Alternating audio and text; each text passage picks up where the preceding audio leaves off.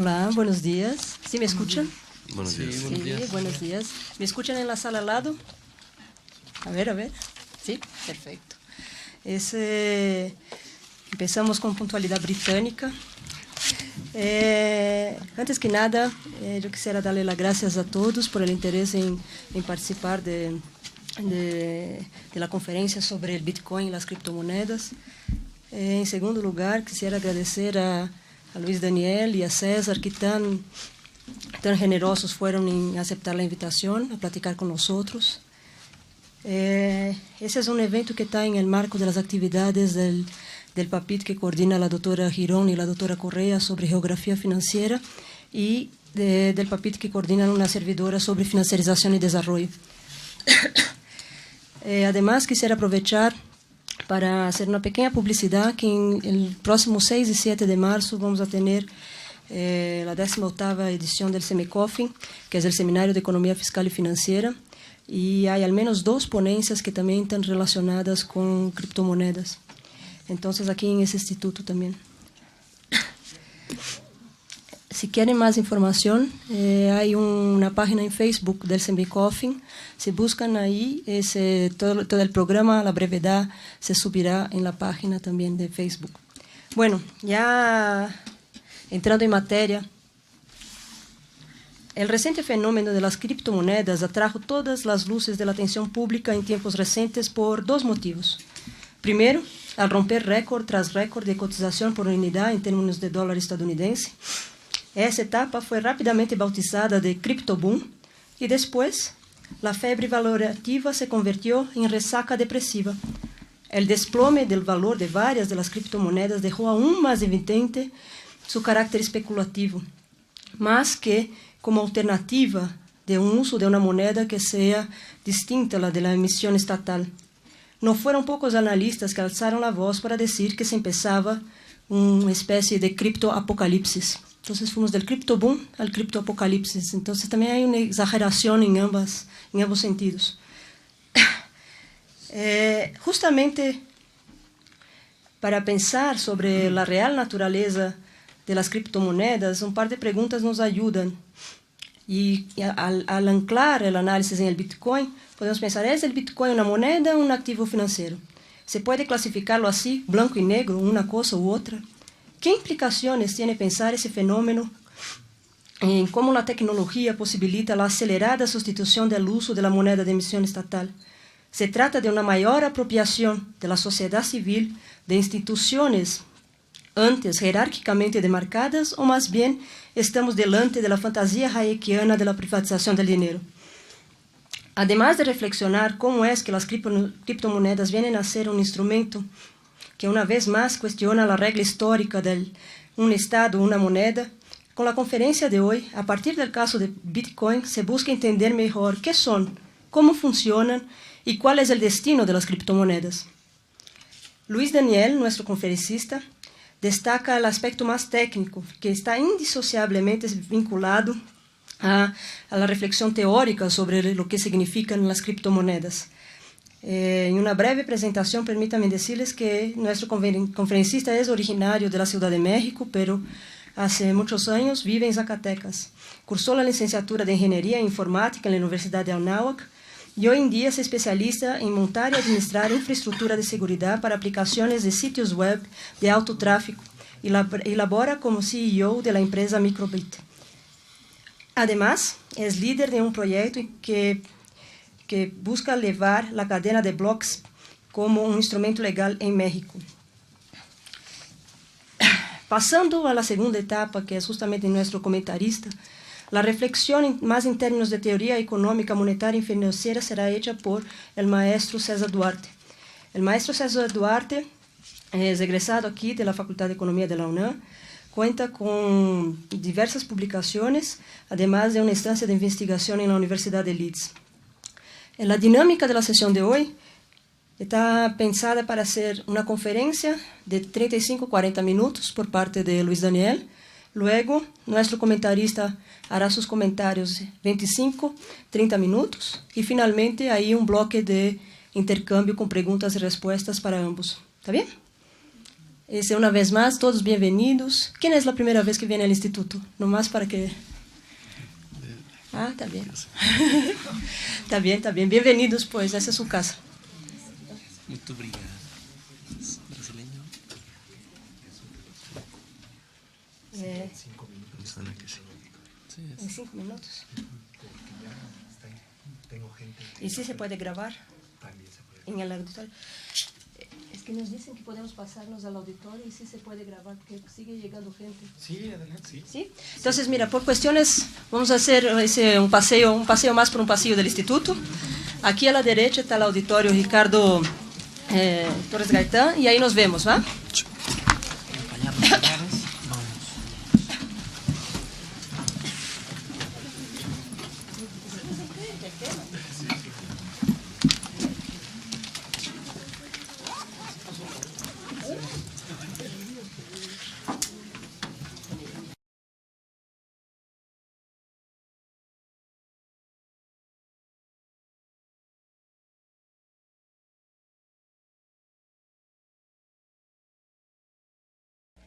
Cuatro años incluso tratamos de hacer una plática que se diera en este lugar por el tema, ¿no? En ese entonces la verdad es que cuando yo decía la palabra Bitcoin, pues bueno, absolutamente nadie, ni siquiera había que darles toda la charla, ¿no? Para empezar. Hoy pues dices Bitcoin y pues ya la gran mayoría sabe de qué estamos hablando, ¿no? Que pues bueno, en lo personal me da mucho gusto. Y bueno, pues comencemos. Yo me topé con Bitcoin en el año del 2011 aproximadamente, ¿no? Es una tecnología que pues me encantó. En lo personal siempre he tenido mucho gusto por todo lo que es la tecnología. Tuve la suerte de aprender a programar desde los 7 años y de manera autodidacta. Y una de los lugares que propició esas ganas para seguir estudiando incluso esto, pues fue aquí precisamente en Dejezca, ¿no? Desde muy chamaquito aquí tuve la oportunidad de estar un par de veces y desde entonces la tecnología me ha encantado, ¿no? Tengo la suerte de ser uno de los primeros usuarios de internet en México y en el año del 2011 me topé con esto. Desde que lo vi, pues me encantó la idea de dinero digital. De hecho, mi tema de tesis en su momento fue un esquema muy parecido a lo que es hoy PayPal, ¿no? Lo primero que me llamó la atención fue el hecho de que podíamos llegar a tener una divisa, una moneda que no tuviera un banco central. Entonces me puse a estudiar y me topé con el white paper de Satoshi Nakamoto. Satoshi Nakamoto pues es el creador de esta tecnología, que es un seudónimo. Él emitió este white paper de 9 páginas en el 2008. Y en enero del 2009 él sube el proyecto a una red que se llama GitHub. Para los que no son muy técnicos, GitHub es una especie de Facebook, donde en vez de que la gente suba fotos, ahí sube código fuente. Entonces sube este código fuente junto con su white paper y inmediatamente tuvo una aceptación en la red de hackers y desarrolladores muy especial, ¿no? En el 2009 empieza el primer latido, por así decirlo, de Bitcoin. Se crea lo que se llama el bloque Génesis, que es la primera cadena de bloques, ¿no? Y se empiezan a crear los primeros Bitcoins.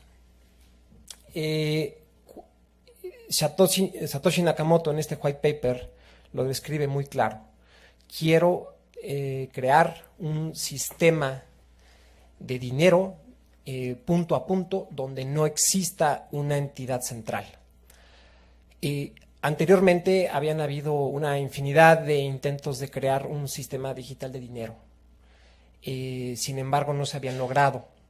porque no se había podido resolver el gran problema del doble gasto. Es decir, que alguien que tuviera 10 bitcoins pudiera llegar a gastar solamente los 10, ¿no? Y Satoshi Nakamoto, de una manera sumamente ingeniosa, creó este protocolo en donde crea varias entidades. Por un lado están lo que le llama él los mineros. Por otro lado, que los mineros tienen esencialmente dos funciones. La primera, de validar las transacciones, y la segunda, de meter dinero al sistema. Eso es básicamente lo que hacen los mineros. Y Bitcoin, como funciona, es que cada 10 minutos las transacciones que se hagan durante ese tiempo son selladas o guardadas en algo que se llama en cada uno de los bloques, ¿no? ¿Y dónde viene el concepto de la cadena? La cadena viene, se le llama para asegurar, es decir, que en esos 10 minutos las transacciones que se hacen, esas transacciones se pasan a la red, ¿no?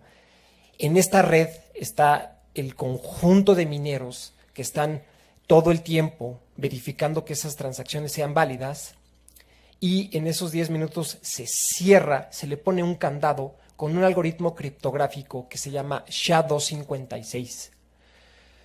Ahora bien, es un tema, empiezo con la parte técnica, es una parte compleja, pero vale la pena escucharlo. Yo me tardé, la verdad, tiempo, a pesar de que me dedico a esto, me dediqué tiempo en hacerlo, pero vale la pena por lo menos que lo escuchen. Y en esos, una vez, este algoritmo criptográfico en el cual está basado esta primera criptodivisa descentralizada, se llama SHA-256. ¿Qué es el SHA-256? El SHA-256 es un algoritmo que nos permite identificar de manera única cualquier objeto digital, ¿no? En este caso, todo este bloque de transacciones. Detrás del SHA-256 estamos hablando de que está el número 2 elevado a la 256ª. Todos nosotros diremos, bueno, pues es un número muy grande, ¿no? Y sí, en realidad es un número de 78 dígitos. Ese número es prácticamente inconcebible para todos nosotros. Estamos hablando de que si nosotros pudiéramos contar los átomos que hay en el universo que conocemos, este número es mucho más grande, exponencialmente más grande. ¿Y en qué radica la seguridad de Bitcoin? En que de manera aleatoria nosotros creamos un número en donde ahí van a estar guardados los Bitcoins. Entonces es prácticamente imposible que una persona o una computadora o un algoritmo, por medio de un ataque de fuerza bruta, detecte cuáles son esos Bitcoins, ¿no?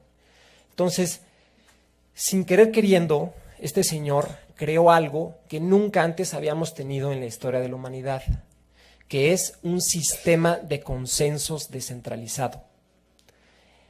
Esto no existía y es un parteaguas, ¿no? Porque a partir de ese momento, cuando yo pude entender lo que hacía esa tecnología, me di cuenta que tiene el potencial de transformar más nuestras vidas de lo que lo hizo el propio Internet, ¿no? ¿Y por qué? Si nosotros empezamos a aplicar esta tecnología muy curiosa, no nada más como para mandar un valor, sino, por ejemplo, lo aplicamos en sistemas de votación, resulta que por primera vez podríamos llegar a tener un sistema de votación transparente y prácticamente inviolable, ¿no? Si nosotros aplicamos esta tecnología al sistema burocrático actual de, por ejemplo, un notario, ¿qué es lo que hace un notario?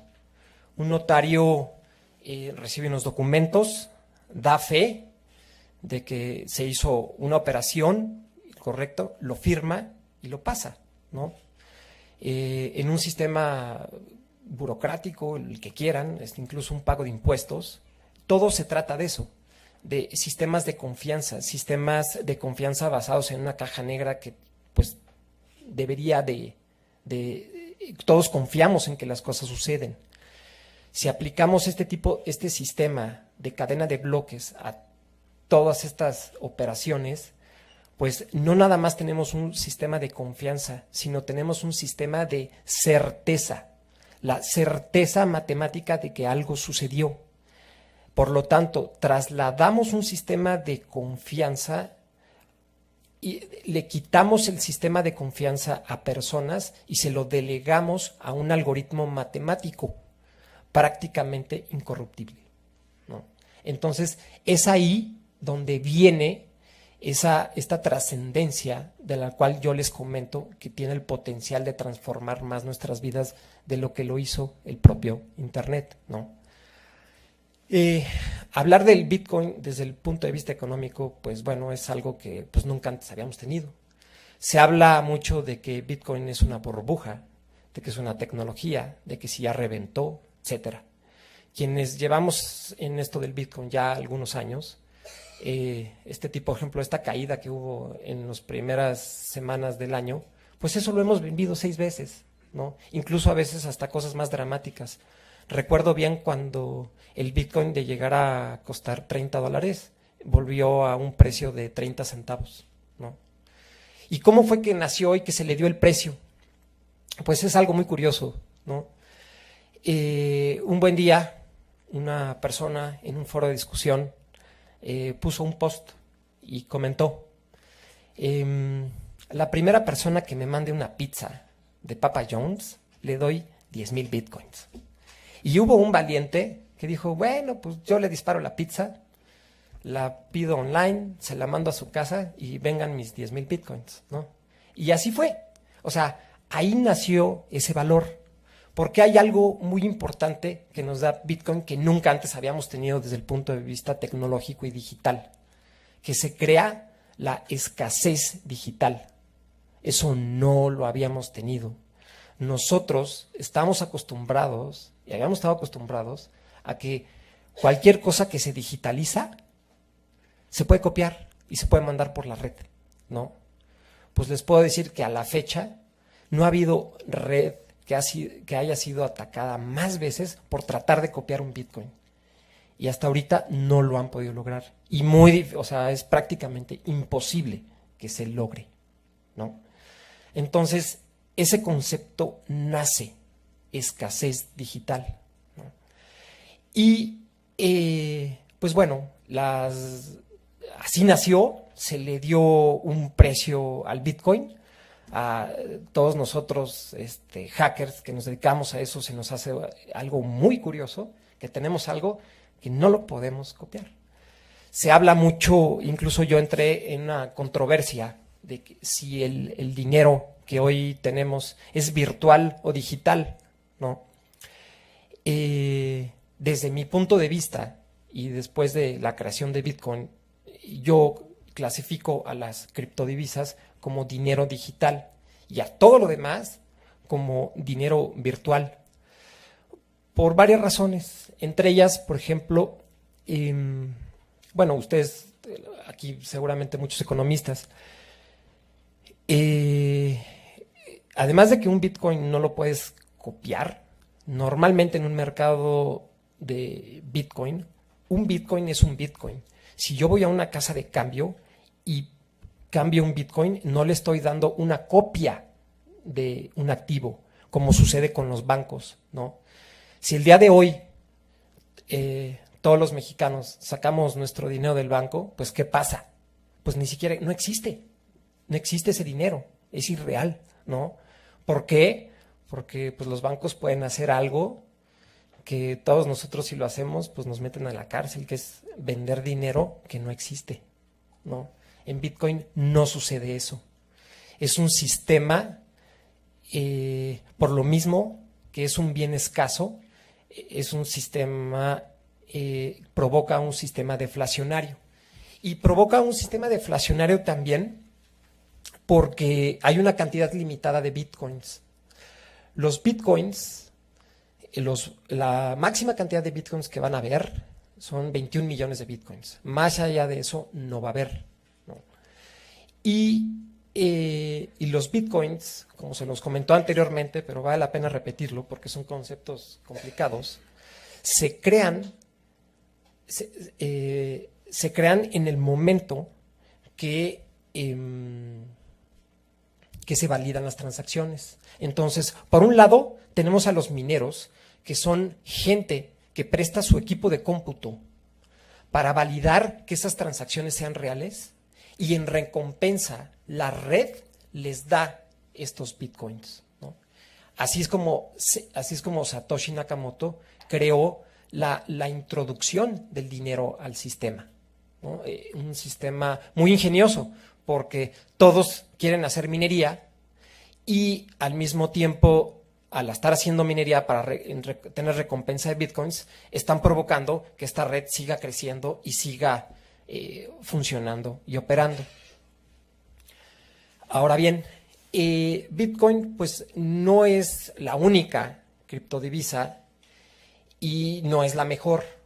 Después de que se creó Bitcoin hay una cantidad de criptomonedas tremenda, ¿no?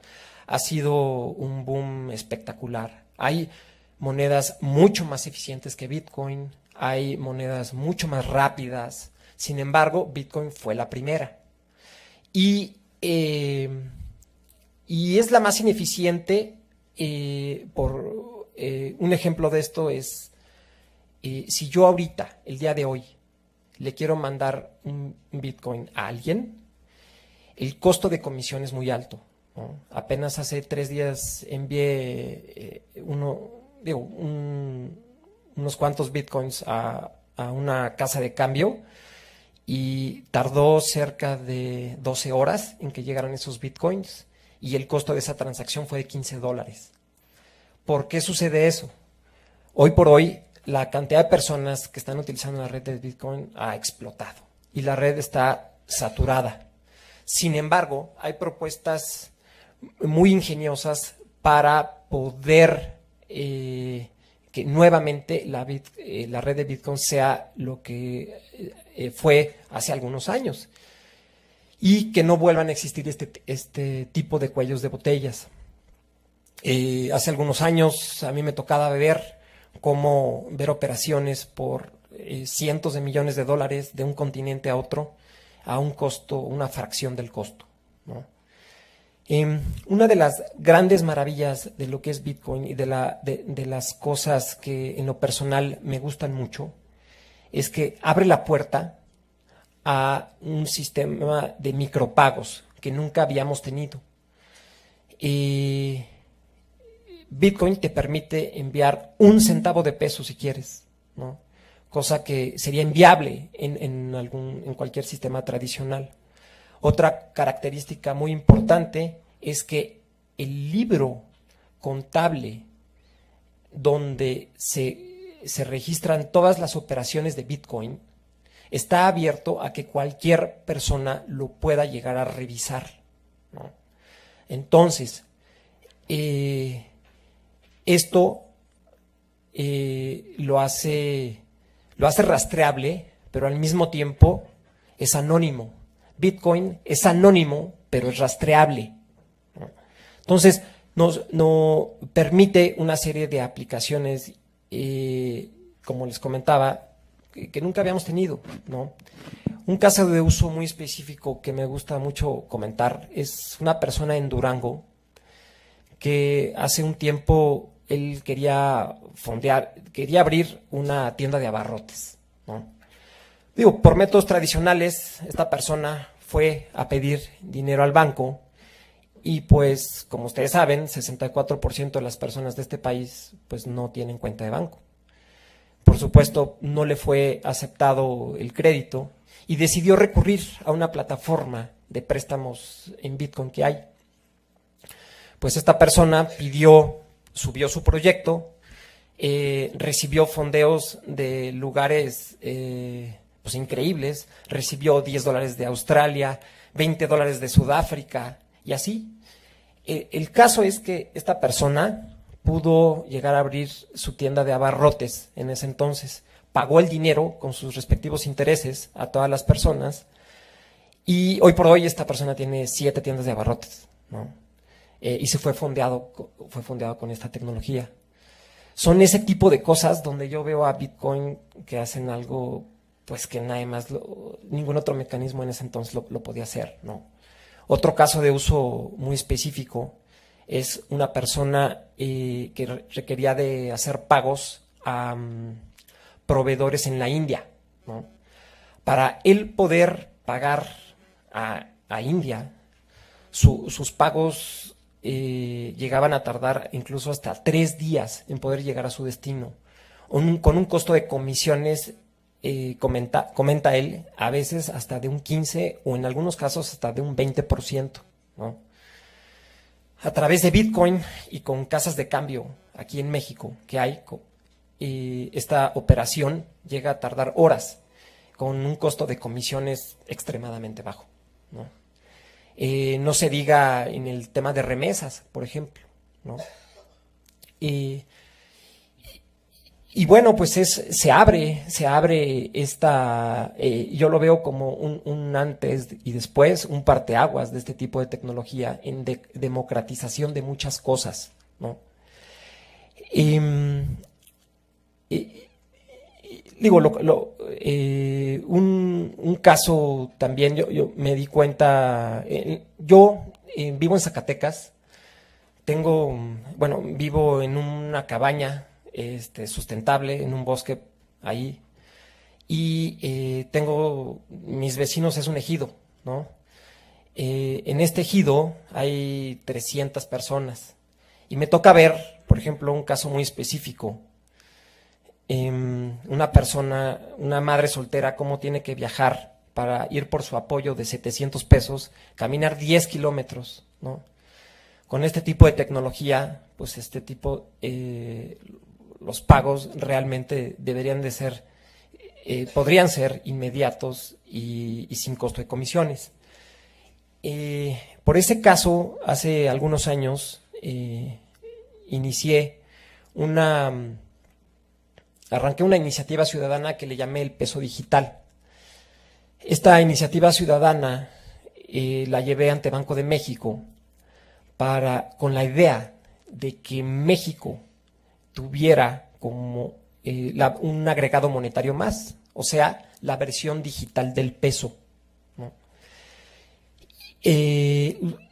Mucha gente en su momento me decía, pero pues ¿para qué? Pues ya existe el SPEI, ¿no? Pero bueno, volvemos a lo mismo, ¿no? 64% de las personas no tienen cuenta bancaria.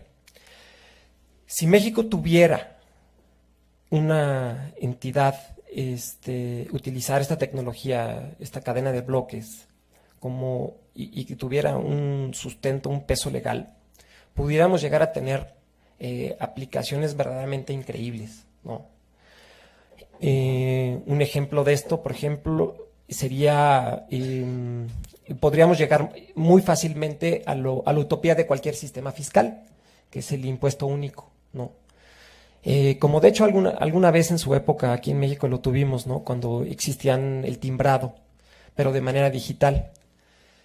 Y es aquí donde se abre la puerta y las posibilidades a temas de emprendimiento, temas de fintech, por supuesto, ¿no? Donde oportunidades increíbles. Por ejemplo, en el caso específico del impuesto único, podríamos en algún momento dado, con esta tecnología, que vuelvo a repetir, ya existe y antes no, podríamos desde algún dispositivo electrónico hacer un pago de lo que yo quisiera, digamos con pesos digitales, y en ese mismo instante se podría estar cobrando 1 o 2% de carga tributaria, y la tecnología permite tal transparencia que pudiéramos llegar a ver a qué cuenta se va ese dinero, ¿no?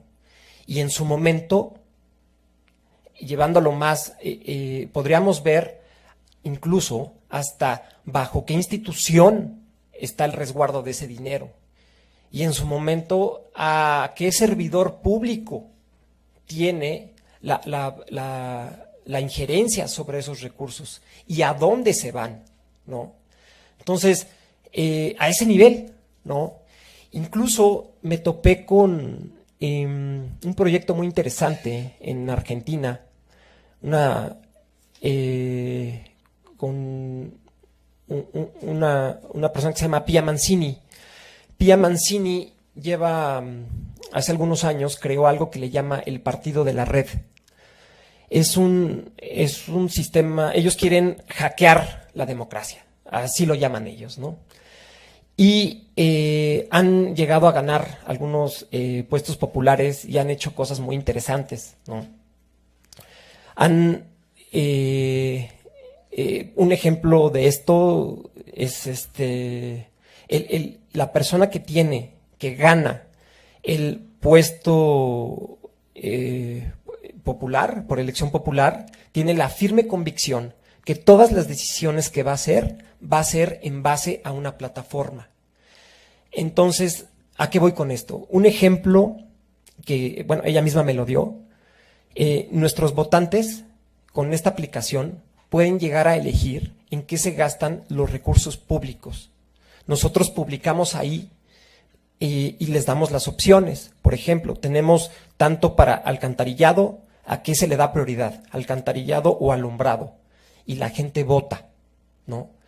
Las nuevas generaciones estamos acostumbrados a votar todo el tiempo, ¿no? Vemos una foto en Facebook, un like o no like, es un sistema de votación. Si nos topamos con la facilidad con la que se puede llegar a dar un voto, ¿no? Podemos aplicar este tipo de tecnología y comentamos que en algún momento dado va a llegar el día, o por qué no podemos llegar al día en el que no tenemos por qué esperarnos 6 años a que una persona siga en ese mismo puesto. ¿Qué sucede si durante cierto periodo de tiempo todos vemos que de plano pues esa persona está tomando malas decisiones y le retiramos el voto, ¿no? Entonces, este tipo de cosas se comienzan ya a gestar. De hecho, hay un movimiento de anarquistas sumamente fuerte, ¿no? Que están apoyando, no solo apoyando, sino fueron los principales impulsores de Bitcoin. Y ya literalmente están creando ciudades ya con este tipo de sistemas, ¿no? Y curiosamente, todo este gran grupo de anarquismo y de criptoanarquistas se juntan todos los años en Acapulco, ¿no? Y ahí andan, y me sorprende mucho, debido a que muchos de ellos arrancaron cuando Bitcoin pues valía literalmente centavos o unos cuantos dólares. Hoy por hoy tienen una capacidad económica impresionante, ¿no? Y están haciendo unas cosas sumamente disruptivas e interesantes. Y bueno, pues es un mundo, todo lo que está sucediendo en el mundo de las criptodivisas.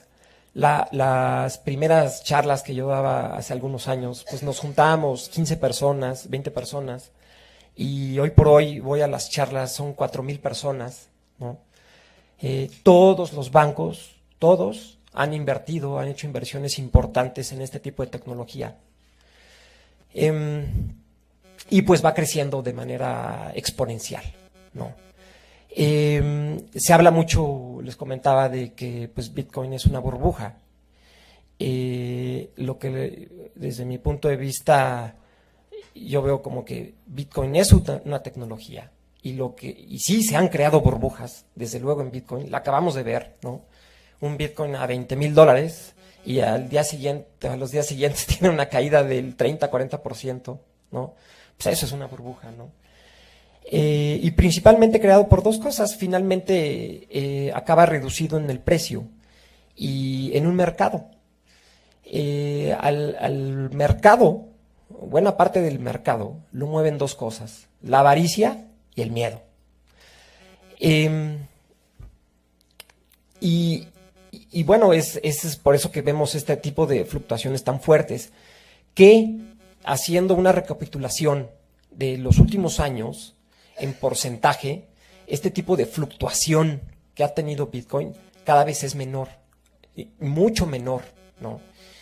Hay estimaciones de que el Bitcoin va a poder llegar a valer en el corto plazo cerca de $100,000, ¿no? Y en fin, pues bueno, cualquiera puede decir esas estimaciones, ¿no? Pues no, nos va a tocar verlo, seguramente, si eso va a ser o no. Y bueno, hay otras tecnologías muy importantes que vienen detrás de Bitcoin impulsando. Una de ellas es Ethereum, que propone el tema de contratos inteligentes. Otra de ellas, otra tecnología muy importante que me gusta, otros proyectos, por ejemplo, es Cardano. Cardano también propone la parte de contratos inteligentes. Otra más es IOTA, ¿no? Golem, por ejemplo, ¿no? Por ejemplo, para que me entiendan alguna explicación, les voy a platicar de lo que es Golem. Golem es una tecnología, es una cadena de bloques donde los incentivos no son validar transacciones, sino es prestar tu equipo de cómputo. De tal forma que si yo, como investigador científico, requiero hacer proyecciones en equipo de supercómputo, en vez de rentar un equipo de supercómputo que me va a costar, que muchas veces son muy restringidos para instituciones de investigación, yo voy a la red, aviento mis algoritmos, todas las personas que están conectadas en esa misma red resuelven en conjunto este tipo de ecuaciones matemáticas y a una fracción del costo. Entonces yo pago por resolver de una manera muy granular solamente por resolver, o por las horas y por los minutos, ¿no? Y todas las personas que están prestando este equipo de cómputo, pues son beneficiados con una criptodivisa, ¿no? Entonces son cosas que se pueden hacer que antes no se podían hacer.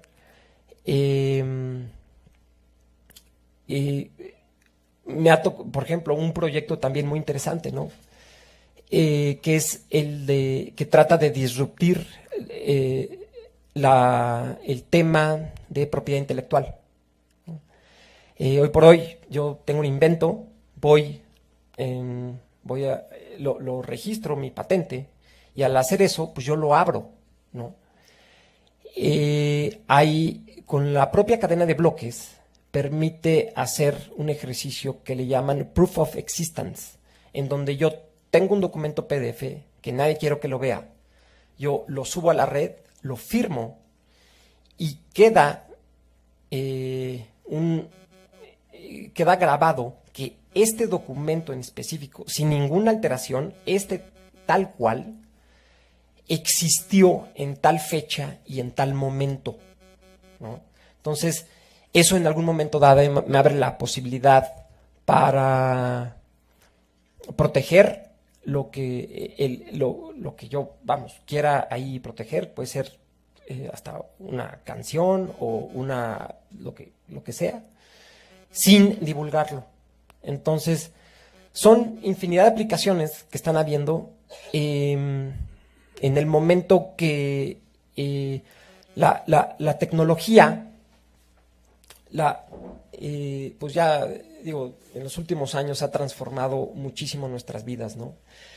Le tomó a la radio 100 años en volverse masiva, a la televisión 50, internet en en 20 años logró pues, masificarse. A Facebook tan solo le tomó 10 años. WhatsApp, eso le tomó 3 años. Tenemos aplicaciones como Pokémon Go, juegos que tan solo en cuestión de semanas logró tener una penetración tremenda. Y si recapitulamos, todo lo que toca Internet lo vuelve digital, quita intermediarios y lo vuelve exponencial. Entonces, si hay algo que no había tocado, es al sector financiero. En el sector financiero se caracteriza por ser un ambiente sumamente regulado, ¿no? Y por lo tanto, un ambiente donde no hay, la innovación pues es muy mermada por el mismo tema de las regulaciones. Entonces, pues bueno, ahora con Bitcoin, con las nuevas criptodivisas, etcétera, que vienen, hoy, digo, mientras hablamos, se está trabajando aquí en México en la ley FinTech, que propone ya una manera regulada de cómo operar, y pues estamos ante un parteaguas desde mi punto de vista, ¿no? Entonces, pues realmente yo quisiera, por el momento, creo que con esto concluir la presentación de lo que es Bitcoin, hacia dónde vamos, porque quiero guardar espacio para preguntas y respuestas, que es donde siento que viene una parte muy enriquecedora, ¿no?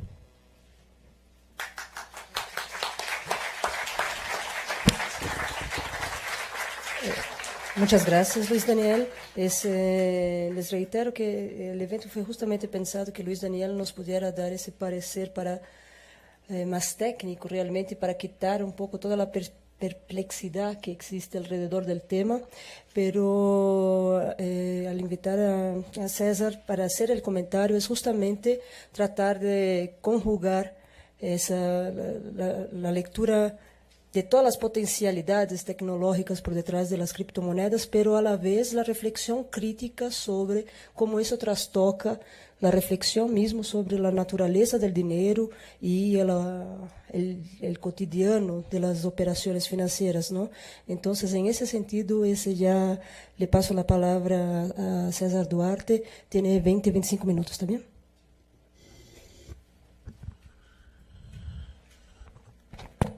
¿Ahí me escuchan? Sí. Bueno, buenas tardes, creo ya, días casi. No sé cómo está. Bueno, la intención aquí es, justo como dice Mónica, hacer una reflexión más más como economista, ¿no? Más a partir de la teoría económica.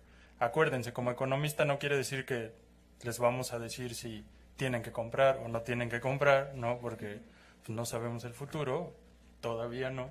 Entonces, más bien vamos a ver qué implicaciones puede tener. Entonces, y esta presentación está hecha más como, digamos, va a parecer que estoy pensando en voz alta, ¿no? ¿Por qué? Porque en realidad no tengo respuestas, no tengo muchas respuestas, porque, como bien nos decía Luis Daniel, es un fenómeno nuevo, que apenas, bueno, yo creo que apenas vamos a empezar a ver realmente qué implica y qué alcances puede llegar a tener, ¿no?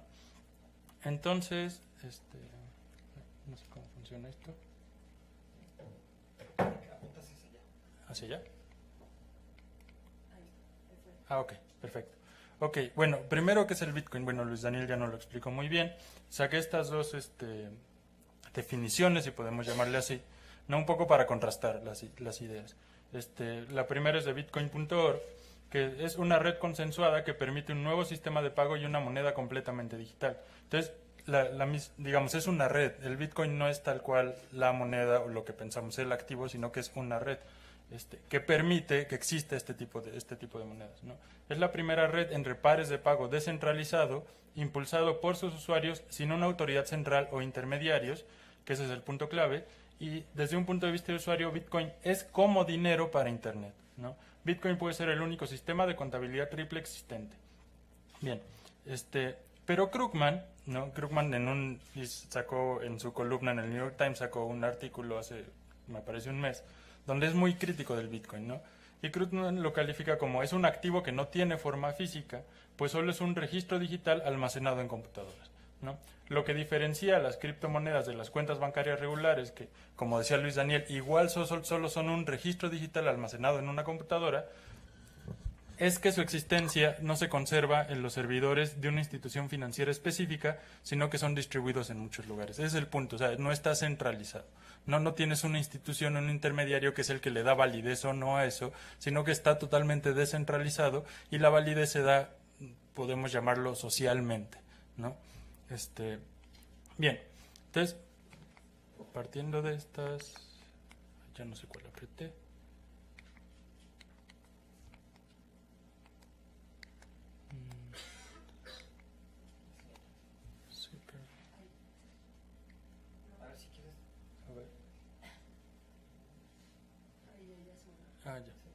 La anterior, por favor. Se fue muy... ahí está. ¿No? Entonces, digamos, partiendo de esas ideas, empecé a preguntarme cómo analizarlo, a partir de dónde analizamos, ¿no? Entonces, para ver desde dónde, primero tenemos que saber qué es, ¿sí? O sea, bueno, más allá de la explicación técnica, digamos, desde el punto de vista económico, ¿cómo lo analizamos? Lo vemos como una mercancía, lo vemos como un servicio, lo vemos como un activo, lo vemos como un bien, ¿no? Entonces, la definición como más tradicional es dinero digital, es dinero de internet, no sé qué, ¿no? Entonces, la primera pregunta ¿es dinero? ¿No? ¿Realmente es dinero el Bitcoin? Entonces, me puse a buscar distintas definiciones de dinero, ¿no? Porque otra vez, como siempre estoy dudando, realmente yo no estoy casado con una definición de dinero, entonces empiezo a buscar por dónde, ¿no? La primera que digamos es de Menger, que sería la definición más tradicional o parte de la definición más tradicional de dinero, la definición del libro de texto, Menger dice, el dinero es una mercancía. ¿Qué característica tiene esa mercancía? Que es la mercancía más intercambiable que existe en el mercado. Es decir, yo la demando porque estoy seguro de que la voy a poder vender fácilmente. O sea, todo el mundo la demanda también. Y por lo tanto se convierte en un medio de intercambio general, ¿no? Entonces, bueno, Bitcoin no entra en esta definición. ¿Por qué? Porque cuando Menger habla de mercancía, habla de algo que tiene valor intrínseco por sí mismo, además de su uso como dinero. O sea, esa demanda no viene por ser dinero en sí mismo, sino por alguna otra función que cumple esa mercancía, ¿no? Knapp dice, bueno, el dinero es una criatura de la ley. Bueno, ahí ya así, de lejos Bitcoin no entra, de hecho Bitcoin intenta romper eso, ¿no? O sea, para Knapp el dinero es lo que el Estado, lo que la ley dice que es dinero, y eso puede ser cualquier cosa, lo que se le ocurra al Estado, pero tiene que haber un Estado, una institución central que diga, esto es dinero, ¿no? Bitcoin intenta romper con eso, quiere romper con eso. Keynes dice, el dinero es un nombre, ¿no? El dinero es el dinero de cuenta, que es aquello en que las deudas y los precios y el poder general de compra se expresa, y el dinero en sentido amplio del término solo puede existir en relación al dinero de cuenta. Entonces Keynes dice, el dinero son los pesos, las libras, los euros, que toman distintas formas. Pueden tomar la forma de una moneda, pueden tomar la forma de un billete, pueden tomar la forma de una transacción bancaria, pero al final lo que los hace, lo que hace común a todo eso es un nombre, ¿no? ¿Cuál es el punto aquí? Que Bitcoin todavía no entra en esa definición. ¿Por qué? Porque, digamos, para que ello ocurra, la gran mayoría de las mercancías o de los servicios o de las cosas que compramos tendría que estar expresado en Bitcoin. Y parece que más bien las cosas se siguen expresando en dólares, pesos, euros, no sé qué, y tenemos la tasa de cambio a Bitcoin, ¿no? Entonces, no entra acá, ¿sí? La última que les quiero comentar es de Friedman. Friedman dice, el dinero es cualquier cosa aceptada generalmente a cambio de bienes y servicios, o es la existencia de un medio de intercambio común y ampliamente aceptado, el cual descansa en una convención, ¿no? Friedman llama una ficción, es decir, todos creemos que eso es lo que vale y por eso lo usamos, aunque en realidad lo que le da valor es que todos creemos que eso es lo que vale, ¿no? Es un poco una contradicción ahí, pero justo esa es la idea, es una ficción, ¿no? El punto aquí de estas dos definiciones es general, ¿no? Aceptada generalmente, como medio de intercambio general. Entonces, digamos, y lo que tienen casi todas estas es justamente esa idea, que es un medio de intercambio o una unidad de cuenta o lo que quieran, pero es general, es generalmente aceptado, ¿no? ¿Y eso cómo se construye? Bueno, eso no se construye fácilmente, ¿sí? Para Knapp eso se construye gracias a un Estado. El Estado es el que hace que se vuelva general.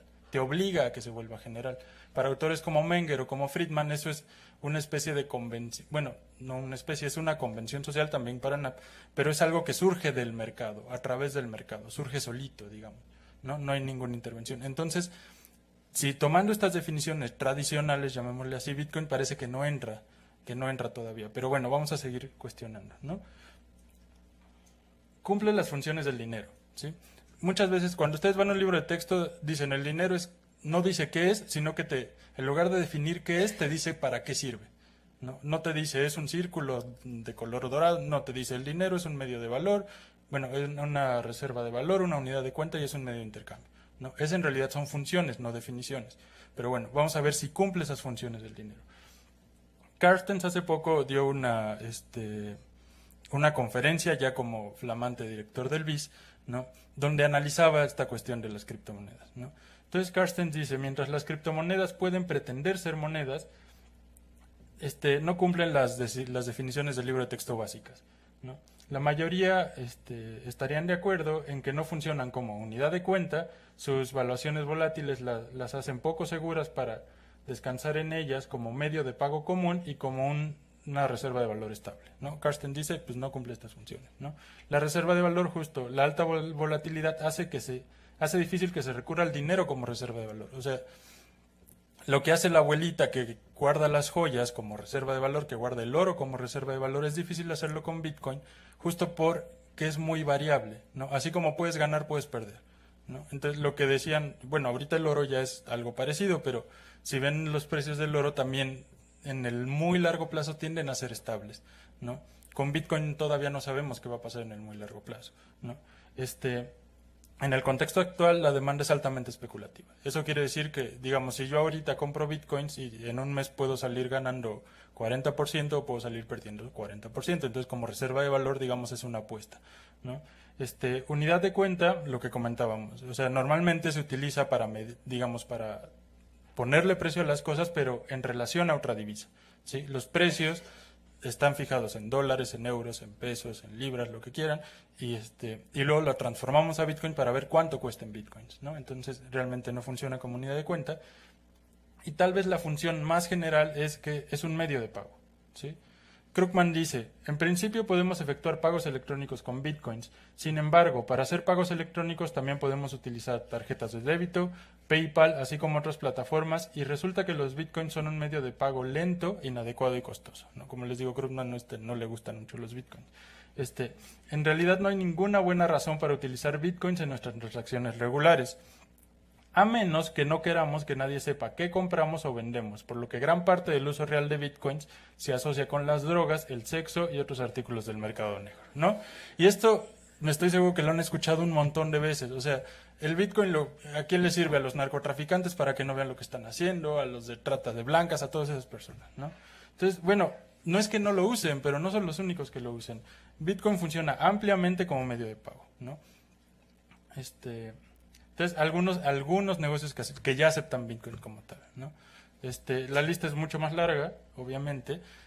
Resalté algunos importantes, Kentucky Fried Chicken en Canadá, Microsoft, puedes comprar aplicaciones, juegos de Xbox, esas cosas las puedes comprar con Bitcoins. Virgin Galactic, que incluye Virgin Mobile, los teléfonos y la aerolínea, ¿no? Expedia, una agencia de viajes. Whole Foods, que es una tienda de productos orgánicos súper popular en Estados Unidos. Bloomberg, que es el periódico financiero en línea. Algunas tiendas como JCPenney, que es como Sears en Estados Unidos. Gap, que es tienda de ropa. GameStop, tiendas de juegos. The Libertarian Party, obviamente, no el Partido Libertario, acepta pagos en Bitcoins, donaciones en Bitcoins. Pero, por ejemplo, aquí en México, la Universidad de las Américas en Puebla, ¿no? Puedes realizar pagos en Bitcoins en la Universidad de las Américas en Puebla. Por ahí estaba la librería del MIT, o sea, puedes comprar libros del MIT con Bitcoins. Y algunas organizaciones no gubernamentales como Save the Children, ¿no? FAMSA, o sea, pueden ir a comprar un refrigerador con Bitcoin si quieren en FAMSA, ¿no? Entonces, hay varios negocios que aceptan Bitcoins, ¿sí? O sea, no solo es para comprar drogas, no solo es para comprar sexo, no solo es para comprar esclavos, ¿no?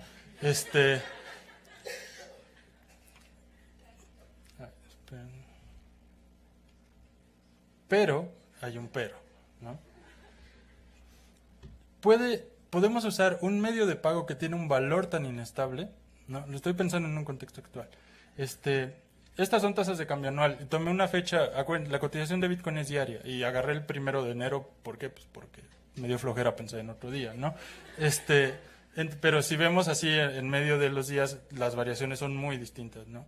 De 2011 a 2012 subió 1.640%, de 2012 a 2013 estabilizó un poco, subió 172%, 2013 a 2014 6.352%, 2014 a 2015 cae 63%, 2015 a 2016 37%, 2016-2017 136% y luego 1.352%, ¿no? Que fue el boom del año pasado. Como les decía, fue un número al azar, entonces, bueno, una fecha al azar, entonces,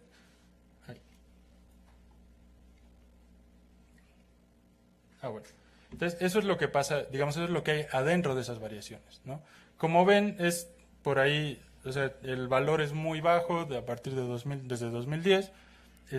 Bueno, durante todos esos años no se ve obviamente por la dimensión de la gráfica, sí hay ciertas variaciones, pero tiende a ser más estable, ¿no? En 2003 hay un primer boom muy importante, ¿no? Después cae, después en 2014, 2015 otra vez empieza a estabilizar y ya es el boom, el último boom muy fuerte, ¿no? Que aquí lo vemos más de cerca, ¿no? Lo que pasó el año pasado, ¿sí? Que teníamos un valor por ahí de que empezamos como por $1,000, algo así, ¿no? Y a finales de año llegó a alcanzar casi los $19,000, los $20,000, ¿no? Y en enero cayó otra vez por ahí de los $8,000, algo así, y ahorita ya está como recuperando, pero ahí va, ¿no? Entonces, la pregunta es esa, ¿puede el dinero ser tan inestable? ¿No? Porque si lo pensamos como un activo, vemos esto, vemos la bolsa de valores y decimos, bueno, sí, capitalismo salvaje, ¿no? O sea, digo, no, nada nuevo bajo el sol. La gran diferencia aquí es que estamos pensando en dinero, o sea, en un instrumento que queremos usar como dinero, como medio de pago. Entonces, quise hacer una comparación con esto, ¿no? Es decir, de enero a febrero del año pasado, de enero del año pasado a febrero de este año, ¿sí? El 1 de enero empezamos con un precio de $1,000 por Bitcoin, ¿no? El 15 de julio teníamos $1,907 por Bitcoin. Para el 15 de diciembre teníamos $19,210 por Bitcoin. Y para el 6 de febrero teníamos $7,568.4 por Bitcoin. Esas son las tasas de cambio, ¿no? O sea, de enero a julio, 6 meses, 87% subió de valor. De julio a diciembre, otros 6 meses, subió 907%, ¿sí? Y luego de diciembre a febrero cayó 60%, ¿no? Bueno, yo me puse a pensar, ¿cuándo hemos visto eso con dinero? Bueno, la hiperinflación alemana, ¿sí? Entonces, en los 20s, en Alemania, bueno, ya saben la historia, si no, léanla, es muy interesante. De julio a octubre del 22, los marcos por dólar, es decir, un dólar costaba 74 marcos, para octubre costaba 482 marcos y para junio, un año después, costaba 16.677 marcos, ¿no? En realidad no es así, sino que este es un número índice que sacó Kindelberg, no sé qué, pero bueno, es un poco la idea, ¿no? Y aquí ven las tasas de cambio. Ahora, ¿qué pasaría si, digamos, aquí usáramos bitcoins y no pesos, ¿no? O sea, si todo estuviera evaluado en bitcoins, no sé qué. Bueno, esto sería un proceso deflacionario fuertísimo, así, impresionante. O sea, no tienen ni idea. O sea, estaríamos ahorita corriendo por todos lados buscando qué comer. Sí, sería una locura, ¿no? Es decir, el dinero no puede tener un valor tan inestable. No puede, ese es un gran problema y ese es el gran problema que, digamos, ha buscado resolver la teoría monetaria desde siempre. Bueno, sí, desde siempre. ¿Cómo hacemos que el valor del dinero sea estable? ¿Sí? Para eso surgieron los bancos centrales, para hacer que el valor del dinero sea estable. Bueno, además de otras cuestiones políticas y cosas así, ¿no? Pero digamos en términos muy sencillos, esa es su función, ¿sí? Otra vez siguiendo a Krugman, los bitcoins perdieron cerca del 40% de su valor durante las últimas 6 semanas. Esto lo escribí en enero. Si el bitcoin fuera una moneda real, esa reducción sería equivalente a una tasa de inflación de alrededor del 8,000% anual, ¿sí? O sea, 8,000% anual es... Las cosas tienen un precio en la mañana y tienen otro precio en la tarde y tienen otro precio el otro día, ¿sí? Y esas diferencias son notables. Entonces se vuelve en un pánico por comprar. Si ahora fuera de una deflación, se vuelve en un pánico por vender, ¿sí? Y no se pueden hacer planeaciones. Si el Bitcoin fuera la moneda de circulación general, habría provocado un proceso hiperdeflacionario seguido de un proceso inflacionario. Si le preguntan a cualquier keynesiano, la deflación es lo peor que puede pasar. Si le preguntan a cualquier economista, la deflación es lo peor que pueden encontrar en el mundo. ¿Por qué? Porque la deflación genera incertidumbre, genera muchísima incertidumbre, entonces ya no hay ninguna posibilidad de inversión. O sea, nadie está dispuesto a invertir en un entorno deflacionario. ¿Por qué? Porque en el momento en que compras, para cuando acabas el proceso de producción y vendes, tu mercancía ya no vale nada, ¿sí? El precio se fue al suelo, ¿sí? Entonces aumenta el peso de las deudas, cae la producción y hay desempleo. Eso es lo que pasó en la crisis de los 30 en Estados Unidos. Fue un proceso deflacionario que la deflación no fue tan alta como esta, ¿sí? Ahora bien, entonces, es dinero, pues no es una criatura de la ley, no es unidad de cuenta, no es reserva de valor, medio de pago, alta inestabilidad, el costo de transacción, lo que ya comentaba Luis Daniel, ¿no? Que se ha ido estabilizando, pero igual cuando fue toda esta inestabilidad en el precio, se inestabilizó mucho el costo de transacción, ¿no? Entonces llegó a ser muy alto, alcanzar los $35, por ejemplo, por transacción, que es alto. Y bueno, a diferencia del efectivo, que tiene un costo prácticamente nulo, por lo menos desde el punto de vista del consumidor, y para el que lo produce incluso genera una ganancia, ¿no? Es decir, para el que emite el dinero, obtiene una ganancia por la emisión de dinero, ¿sí? Entonces parece que se parece más a un commodity que al dinero, ¿no? Pero, bueno, vamos a pensar en eso. Entonces, ¿es un commodity? Bueno, el gran problema es que es un activo que se adquiere con fines especulativos, o es lo que está ocurriendo ahorita. Se compra para venderse, no digo que todo mundo, pero gran parte lo está haciendo, para venderse posteriormente a un precio mayor, pero además de su función como dinero no tiene algún otro uso, lo que decíamos, no tiene un valor intrínseco, a diferencia de todos los demás commodities. O sea, si compras maíz pensando en que puedes especular con él, bueno, igual y ganas, igual y pierdes, pero bueno, finalmente ahí tienes maíz y te lo puedes comer, ¿no? O si tienes petróleo, puedes hacer que tu coche se mueva, o lo que sea. Incluso los metales preciosos, o sea, si el oro pierdes o ganas con el oro, bueno, pero tienes una bonita moneda, ¿no? Que puedes encuadrar y colgar en tu casa, ¿sí? Entonces, Krugman dice, les falta una característica esencial, un vínculo con la realidad, no tiene ningún valor intrínseco, un activo cuyo precio es especulativo casi al 100% y por lo tanto de una volatilidad tremenda. Aquí Krugman está criticando, aunque bueno, un poco respondiéndole, el dinero fiat cumple exactamente esa definición, ¿sí? No tiene ningún valor intrínseco, ese billete que traen de 500 pesos en realidad vale 5 centavos, ¿sí? Como mercancía, no tiene ningún valor intrínseco, lo que le da valor es que dice Banco de México. ¿Sí? Y todos creemos que, como dice Banco de México, pues está bien, ¿sí? Entonces se reduce a una cuestión de confianza. Bueno, entonces, digamos, como les digo, esto es pensar en voz alta porque no llegamos a ninguna conclusión. ¿Es dinero? Pues tal vez sí, pero tal vez no. ¿Es un commodity? Pues me inclino más a que no, pero tal vez sí, ¿no? Pero bueno, dejando eso de lado, debe regularse entonces. Bueno, según Elvis, según Carstens, el Bitcoin no solo debe regularse, sino que debe eliminarse. Carstens hasta en esta conferencia salió regañando a los bancos diciendo, ya me enteré que están poniendo cajeros automáticos para Bitcoins, les están facilitando la vida y no sé qué, ¿no? Así no deben de hacer eso. Carstens dice, el dinero es una convención social indispensable que está respaldada por una institución que puede dar cuentas dentro del Estado que goza de confianza pública. La experiencia ha mostrado que para ser creíble el dinero requiere cierto apoyo institucional, que está mejor provisto por un banco central, ¿sí? Según Carstens, el Bitcoin se ha convertido en una combinación de una burbuja, un esquema Ponzi y un desastre ecológico. Eso tiene que ver por la noticia que salió de que se consume un montón de energía haciendo minería de Bitcoins y no sé qué, ¿no? Y Carstens llega a decir, el laissez-faire no es una buena forma de acercarse a la banca y a la emisión de dinero. O sea, Carstens, el director del BIS, está diciendo que el laissez-faire no está tan bien cuando nos tenemos que meter con dinero y con banca. El director del BIS, el director de la misma institución que lleva años propugnando por la autorregulación. O sea, que lleva años diciendo, déjenos a nosotros sabemos lo que estamos haciendo, no necesitamos que ningún Estado venga y se meta, pero cuando son Bitcoins ya no les gusta, ¿sí? Cuando son Bitcoins necesitamos que el Estado llegue y se meta, ¿sí? Entonces, bueno, en diciembre de 2017, Hacienda, Banjico y la Comisión Nacional Bancaria y Valores salieron a alertar sobre el uso de las criptomonedas diciendo tengan mucho cuidado, no sé qué, no sé qué. Eso es algo que por lo menos yo nunca había visto. O sea, nunca había, en ninguna burbuja nunca salen estas instituciones a decir tengan cuidado con eso está como peligroso, ¿no? Igual en diciembre, Bank of America, JP Morgan y Citigroup prohibieron la utilización de sus tarjetas de crédito para comprar bitcoins, ¿sí? O sea, tú no podías usar tu tarjeta de crédito de JP Morgan para comprar bitcoins, ¿no?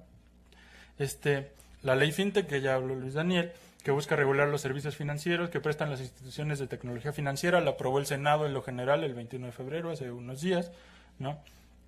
Pero entonces, ¿qué está pasando? O sea, ¿hay miedo? Porque con otras cosas no hay tantos problemas, no sale Carstens enojado, no sale Hacienda pegando el grito en el cielo, ¿no? Con un montón de otras innovaciones, parece que nadie dice nada, ¿no? O sea, cuando fue todo lo de la burbuja 2008, todas las innovaciones financieras que se hicieron, los mercados de derivados, todo eso, nadie decía nada, ¿no? Nadie le preocupaba mucho. ¿Por qué? Porque eran los bancos los que lo estaban haciendo, ¿sí? Los bancos centrales, ¿qué están haciendo? Están defendiendo el monopolio sobre la moneda, o sea, el poder de ellos decidir qué es el dinero, ¿sí? Los bancos comerciales, ¿qué están haciendo? Están defendiendo el monopolio de la emisión de dinero privado. O sea, los bancos comerciales son los únicos que están legalmente, que tienen la capacidad legal de emitir dinero, ¿sí? Entonces llega un montón de gente que hace cosas con computadoras que quién sabe quiénes son y nos dicen que están haciendo dinero, ¿no? Y no nos preguntan a nosotros y no nos piden permiso y no, digamos, entonces hay un problema ahí, ¿no? O sea, y no va a ser tan sencillo que ellos permitan que este tipo de iniciativas prosperen. Algunos comentarios finales. Bueno, es un fenómeno nuevo, por lo tanto, como les decía, todo esto es muy especulativo, ¿no? Tiene una alta capacidad de adaptación, ¿sí? Yo me pongo a pensar, es una burbuja como la de las .com, ¿no? O sea, decían la burbuja.com, cualquier empresa que cotizaba en la bolsa que decía, no sé, Juanito.com, pues todo el mundo le metía dinero porque era .com, ¿no? Y terminó tronando la burbuja, pero gracias a esa burbuja tenemos cosas como Amazon, tenemos cosas como Google, ¿no? O sea, son estas burbujas que, parecida a la de los ferrocarriles, como requería tanto capital, la burbuja sí terminó atrayendo capital y sí terminó generando, digamos, riqueza real, ¿no? Entonces, esta burbuja de criptomonedas tal vez puede ser eso, no lo sé, ¿no? Que no entre en las categorías de dinero en este momento no significa que no tenga la capacidad para hacerlo. O sea, Bitcoin puede convertirse en una reserva de valor, puede convertirse en una unidad de cuenta y puede convertirse en un medio de pago generalizado, ¿sí? Y la otra, que nuestras definiciones de dinero no apliquen para Bitcoin, quiere decir dos cosas. Uno, o que Bitcoin no es dinero, o dos, que nuestras definiciones ya no nos sirven, ¿sí? Entonces tenemos que cambiar nuestras definiciones para adaptarnos a una nueva forma de dinero, ¿sí? Bueno, las implicaciones políticas y sociales de la existencia del dinero privado internacional sin regulación. Luis Daniel hablaba un poco de esto, ¿no? O sea, ¿qué implica todo esto? ¿Qué consecuencias puede traer? Bueno, son por lo menos emocionantes, ¿no? La política monetaria de los bancos centrales. O sea, si este tipo de monedas se consolidan, el Banco Central pierde muchísimo poder, ¿sí? Y ahí es la pregunta, ¿queremos que lo pierda o no queremos que lo pierda? ¿No? Porque así como el hecho de tener esta estructura jerárquica de dinero tiene algunos contras, también tiene ciertos pros, ¿no? Y que, bueno, eso es todo lo que decía Keynes en los 20s, 30s. O sea, tenemos este gran instrumento capaz de hacer política monetaria, pues hay que usarlo, ¿no? Que son los bancos centrales, ¿sí? También podríamos pensar en otras alternativas, es decir, está abierto el panorama, ¿no? Finalmente, lo que comentaba Mónica un poquito al principio, digamos, es el sueño austriaco esto, ¿no? Lo que está pasando. Bueno, gracias.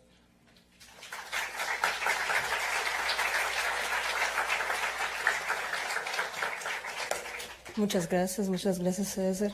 Sí tenemos tiempo para algunas preguntas. ¿Qué les parece si hacemos, colectamos 3 preguntas y luego nuestros ponentes comentan y después un segundo round de 3 preguntas de nuevo? ¿Está bien? Por favor, traten de ser bastante concretos para que la mayor parte del público pueda participar. Aquí.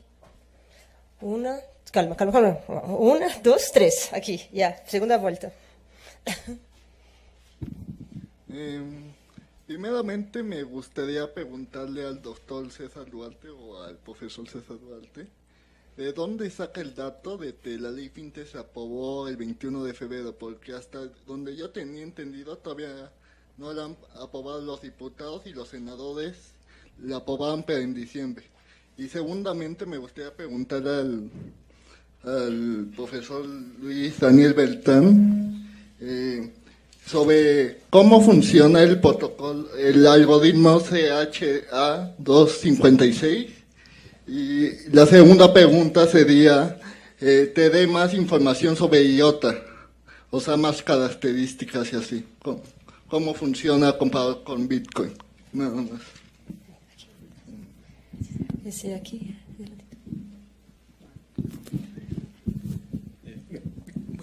Gracias, buenos días. Mi pregunta es para Luis Daniel, en particular. Centraste tu disertación en Bitcoin, pero yo tengo mi pregunta sobre Ripple, que es también una moneda que está en ascenso, una criptomoneda en ascenso, pero que aparte de ser una moneda, es también un sistema de pagos. O sea, es una compañía que se dedica a agilizar los sistemas de pagos en el mundo. Y que mi pregunta en concreto es, dado que esta compañía que es Ripple está firmando casi a mansalva acuerdos con bancos, instituciones gubernamentales y monetarias internacionales para utilizar Ripple y su plataforma como medio de pago, ¿qué perspectiva le ves a esta moneda? Porque ya en este momento ya ocupa el tercer lugar en market cap, después de Ethereum y de Bitcoin. Después del rally alcista que hubo en diciembre, donde entiendo que fueron jaladas todas por Bitcoin, ¿qué perspectivas de crecimiento le ves al precio de esta moneda en particular o de este sistema de pagos? Que me parece a mí también muy interesante porque a diferencia de Bitcoin es cerrado, ¿no? No ocupa minado. Y ahí atrás.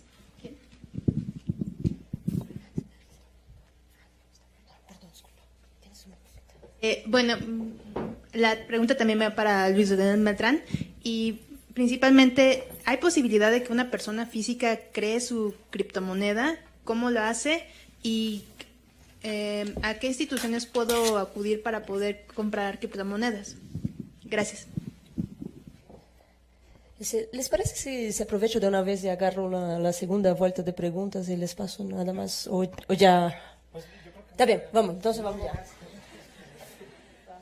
3 minutitos, 4 minutitos para cada uno. Lo de la ley FinTech, el 21 de febrero, en diciembre la aprobó la Cámara de Diputados. En lo general, el 21 de febrero la aprobó la Cámara de Senadores. En lo general, ¿no? Entonces todavía falta que la manden de regreso y la discusión en lo particular y así, o sea, pero digamos, va en proceso todavía, no es que ya esté aprobada y ya salió en el diario oficial, sino que está el proceso todavía. Nada más. La pregunta sobre IOTA, ¿verdad? Por aquí arrancamos. IOTA no es un blockchain como tal, utiliza algo que se llama Tangle, es muchísimo más eficiente, no requiere minería, está hecho desde sus inicios para escalar, a diferencia de Bitcoin, y bueno, es una propuesta, a mí me parece fabulosa, ¿no? IOTA. Está diseñada sobre todo para Internet de las Cosas. Hay varios, por ejemplo, está Volkswagen apoyando el proyecto, vicepresidente de Volkswagen está dentro del comité, Bosch está apoyando también el proyecto, o sea, tiene una perspectiva muy, muy impresionante. Después, la siguiente pregunta, hablamos sobre Ripple, ¿no? Ripple, conozco el proyecto desde sus inicios, conozco a los que crearon Ripple, ¿no? Estuve muy de cerca, de hecho aquí tenemos ahí un fan con la camiseta, ¿no? Me parece, en lo personal, no, de hecho en el mundo de las criptodivisas no se ve como que muy bonito Ripple, ¿no? Es como que el patito feo. Sin embargo, debo de reconocer que todas los acuerdos que está teniendo y que tiene con todas las instituciones financieras, ningún otro lo tiene, ¿no?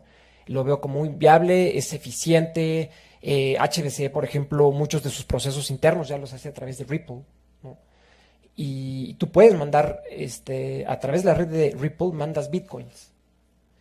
Con la aproveches lo mejor de los dos mundos, ¿no? Con la eficiencia de lo que no, de mandar un activo digital de manera inmediata, sin el costo de la comisión tan grande, ¿no?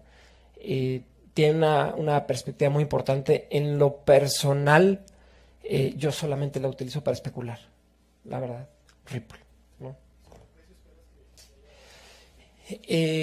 Sobre todo, bueno, hablando en general del precio de todas las criptodivisas, la historia me ha dicho que después de este pico que tuvimos, tendrá que haber otra burbuja, ¿no? Otra burbuja, y eso, desde mi perspectiva, haciendo un análisis técnico del precio, yo veo que eso se va a dar en algunos años más, ¿no? Yo pensaría incluso que cayeran todavía, ¿no? También se contrapone con muchas especulaciones que se dice que este mismo año vamos a tener el Bitcoin a $30,000, ¿no? Pero bueno, pues es especulaciones, realmente, nada más, ¿no? Había otra pregunta sobre... Sí, cualquier persona te puede crear una criptomoneda. Hay plataformas donde tú creas una criptomoneda en cuestión de minutos, ¿no? De hecho, dentro de la red de Ethereum hay un protocolo que se llama ERC20, que ahí tú puedes crear criptodivisas, y es algo relativamente sencillo, ¿no? Nicolás Maduro acaba de crear el Petro, ¿no? Y digo, la creación de eso te toma pues unos cuantos minutos, ¿no? Y la cantidad de monedas Ponzi, de tranzas, etcétera, que hay es altísima, ¿no? Ya no hubo oportunidad de hablar sobre lo que son los ICOs, pero también es algo sumamente innovador que se está dando. Nunca antes habíamos tenido ese tipo de cosas, ¿no? Pero pues ahí se crean los tokens, etcétera, ¿no? Yo veo un panorama en donde quizá en un momento dado tú vayas a comer a un restaurante, te gusta, y si quieres en ese instante puedes llegar a invertir y comprar acciones de ese restaurante, ¿no? Y todo el proceso que normalmente tardaba años, tardaba meses, etcétera, lo puedes llegar a hacer de una manera muy sencilla, ¿no? No sé cómo, qué tanto tiempo de preguntas y respuestas. Ah, ya no, cambié mi vuelo. Sí. Sí. Sí. Mira, una de las cosas que me gusta de esta tecnología es que abre oportunidades que nunca antes la habíamos tenido. Por ejemplo, llevamos en todo lo que es tecnología, Silicon Valley, etcétera, prácticamente 20 años donde no hay un nuevo unicornio. O sea, no hay un nuevo Facebook, no hay un nuevo Google, etcétera.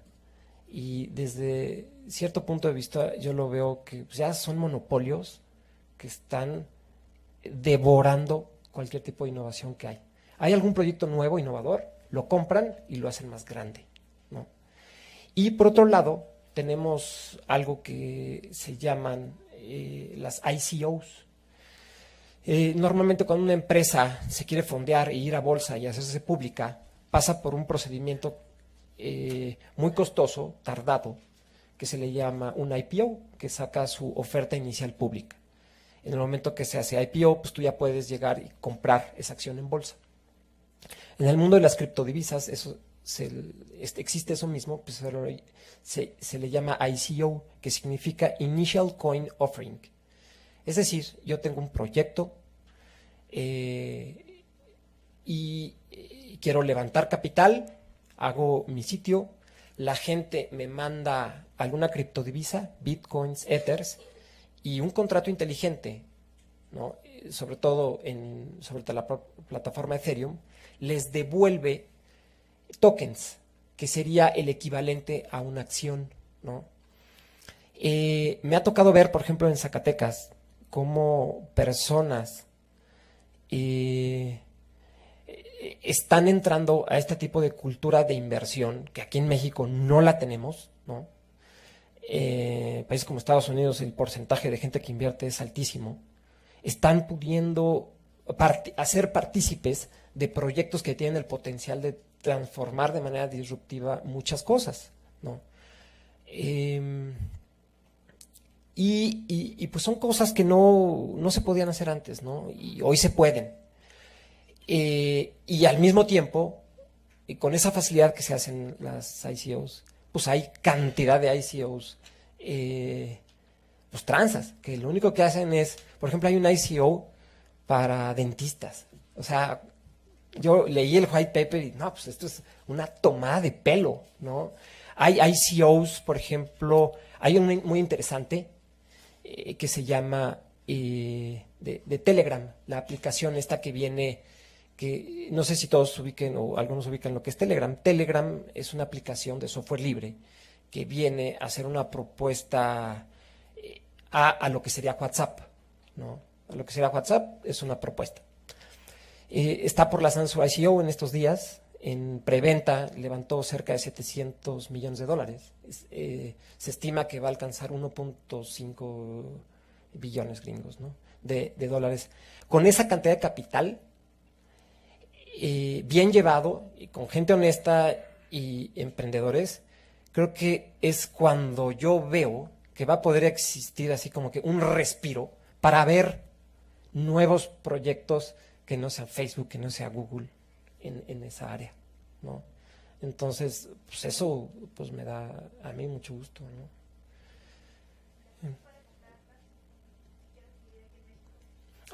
Pues es también la ventaja, ¿no? En México hay varias casas de cambio.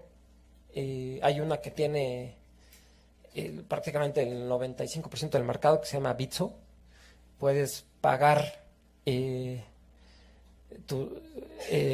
prácticamente comprar bitcoins o alguna otra criptodivisa en el Oxxo. Vas y lo compras, ¿no? Y bueno, una vez que tienes tus bitcoins, pues ya, o sea, ahí pues tú ya los mueves, tú ya los inviertes, o más bien especulas en lo que tú quieras, ¿no? Porque sí hay una clara diferenciación en lo que es inversión a lo que es especulación, ¿no? Solo voy a recolectar dos preguntas aquí. Las salas de al lado que también están acompañando el evento también quieren preguntar, entonces sería una pregunta por cada sala. Las dos preguntas de aquí. Luis Daniel hizo el favor de cambiar su velo, pero igual también me avisan que tenemos que desocupar el auditorio y las salas a la 1. Entonces, aún con la gentileza, seguimos apretaditos ahí de tiempo, ¿no? Aquí dos preguntas, por favor, allá y aquí. Los que levantaron la mano primero. Muy interesante. Y la pregunta para el que la quiera tomar, ¿creen que si los gobiernos o los bancos centrales toman una postura mucho más agresiva puedan romper este proyecto de las criptomonedas en general? Aquí para adelante, por favor.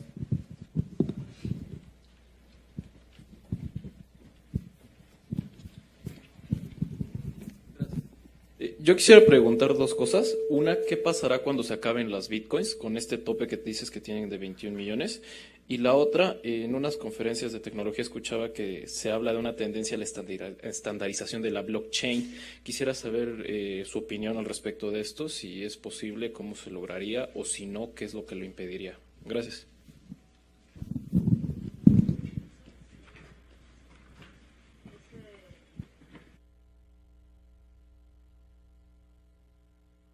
¿Prefieres contestar esas dos primero? Sí. Está bien. Entonces, está bien. Bueno, ¿quieres tomar?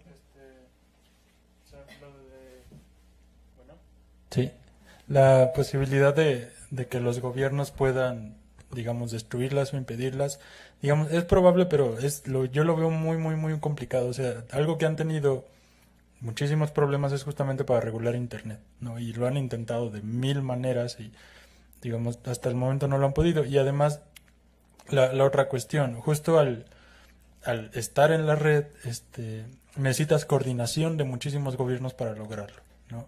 Y ya hemos visto que esas coordinaciones son súper complicadas. Entonces, tal vez pueden tumbar ciertos proyectos específicos, pero en general yo creo que es casi imposible que digamos, que logren tumbar este tipo de iniciativas. No. Esa misma, pues sí, técnicamente es prácticamente imposible que lo puedan lograr. O sea, hay algunos países, Indonesia, donde están prohibidos los bitcoins, pero pues ¿de qué sirve? O sea, tú tienes un dispositivo conectado a internet y puedes hacerlos, ¿no? Entonces es absurdo, sería absurdo. Más bien, por ejemplo, Japón, que lo reconoció como algo, como un sistema de pago legal y cobra impuestos, ¿no? O sea, yo más bien veo ese camino. Sí. Ahora, la segunda pregunta, ¿qué pasa cuando sacan los 21 millones de bitcoins? Pues yo también tengo esa duda, la verdad, ¿no? O sea, ¿qué va a pasar? Lo que sí les puedo decir es que estamos hablando de software, ¿no? Y el software, la red de Bitcoin, mientras haya un consenso, se puede upgradear, se puede cambiar. Dudo mucho que eso cambie, o sea, que quiten la limitante del 21 millones de bitcoins. Pero pues hay otras criptodivisas. Por ejemplo, acaba de pasar en el momento que la propia Bitcoin llegó a tener un cuello de botella muy, muy importante. Que las transacciones antes eran pero inmediatas, ¿no? Prácticamente. Y después de que llegamos a ese cuello de botella, fueron lentas y costosas. Y hubo un grupo de gente que se enojó. O sea, no quieren eso que sucede en Bitcoin. Y crearon algo que técnicamente se le llama un fork, que no es otra cosa más que una copia. Copiaron la red de Bitcoin completita, la cadena de bloques completita, y hicieron algo que se llama Bitcoin Cash. Y quitaron esa restricción. Y en Bitcoin Cash, tus bitcoins los puedes mandar rápido, son eficientes y no hay ese problema. Para nosotros quienes teníamos Bitcoin, pues estuvo maravilloso porque pues es como dinero gratis. O sea, la cadena de bloques se copió, y si yo tenía 10 bitcoins, pues ahora también tengo 10 Bitcoin Cash, y hoy el Bitcoin Cash vale como el 10% de lo que vale el Bitcoin, ¿no? Y bueno, pues es un software, se puede upgradear, se puede cambiar, ¿no? Sí. Bueno, espera, solo voy a recolectar 2 preguntas de las salas al lado y sí vamos a tener tiempo para una más aquí, ¿está bien? Ahora vamos a escuchar, ya. Es la voz.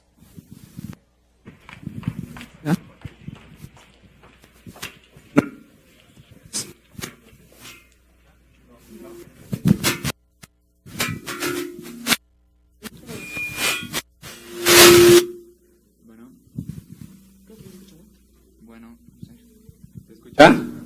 Creo que ya se escucha. Ok, mi nombre es Gamaliel Domínguez.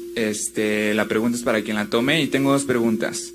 La primera es, ¿a qué se debe que el Bitcoin valga tanto en contraste con otras criptomonedas? ¿Es en relación a que se debe de que es solo un número limitado de Bitcoins?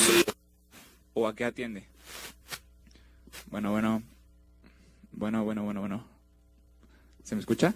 Ok, y la segunda es, ¿podría decirse que lo innovador en las criptomonedas es el sistema de blockchain, dado la confianza que genera este sistema? Nada más.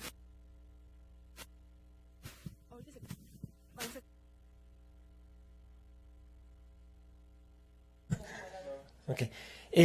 ¿A qué se debe que cueste más? Pues yo creo que es la primera, es la que todo el mundo tiene en la cabeza. Si tú prendes Bloomberg, que yo lo tenemos ahí prácticamente todo el día prendido, pues a cada rato lo mencionan, ¿no? Y pues por eso realmente, o sea, la gente compra el Bitcoin precisamente por eso. Como les comentaba, hay otras y pues mejores, la verdad, o sea, técnicamente son mejores. ¿Cuál va a dominar? Pues yo comparo todo este tema de Bitcoin mucho con lo que sucedió en los inicios de Internet. Internet nació, bueno, el protocolo sobre el cual trabaja Internet se llama IP versión 4. Han habido esfuerzos tremendos por subir este protocolo a la versión 6 y hasta la fecha no se ha podido, ¿no? Porque todo el mundo sigue utilizando IPv4. Y recuerdo comentarios de gente que decían, y por IPv4 nunca vas a poder mandar audio, videos, como se pretende, ¿no? Y sin embargo, pues ahí tenemos, o sea, todo eso, y seguimos, o sea, fue la primera y pues se quedó, y siento que así va a suceder, o sea, difícilmente va a poder llegar a una moneda que yo le veo el potencial que si acaso puede llegar a igualar esa Ethereum, ¿no? Ethereum y bueno, otra que me encanta también pues es Cardano. La pregunta de la otra sala, por favor.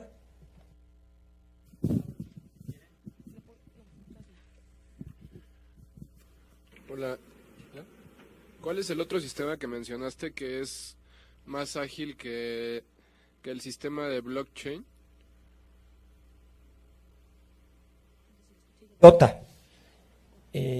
IOTA utilizan un sistema de consensos que se llama Tangle. Está fantástico, la verdad, ¿no? Es muy, muy eficiente. No hay el costo energético que tenemos en Bitcoin. Y ahora bien, es importante aclarar y me gustaría mencionar que Bitcoin ya resolvió ese problema. Se creó algo que se llama Lightning Network. La Lightning Network tienes la capacidad de poder enviar Bitcoins de manera prácticamente inmediata, en el instante, a un costo de comisiones de el que tú quieras, ¿no? Pero puede ser normalmente son 15 satoshis. Y 15 satoshis es pues nada, o sea, es ni siquiera un centavo de peso, es algo muy, muy, muy barato, ¿no? Las dos últimas preguntas aquí, al compañero que estaba desesperado por preguntar. Y las tres últimas preguntas aquí, van en cadena, ¿va? El micrófono, por favor.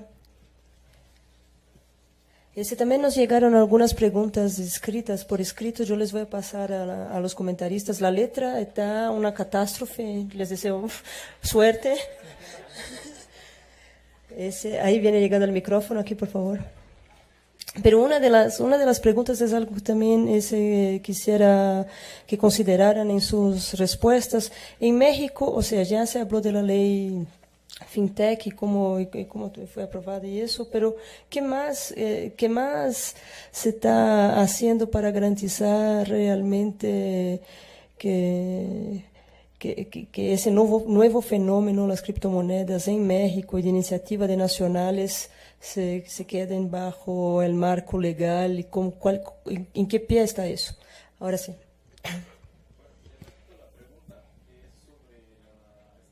De la blockchain, si le ven perspectiva a este fenómeno o no, y por qué, o qué obstáculos habría, o qué ventajas tendría si se estandariza la blockchain. Gracias. Aquí atrás la señorita. A Luis Daniel Beltrán, ¿en dónde podemos tomar capacitación respecto de criptomonedas y todo lo que involucra FinTech?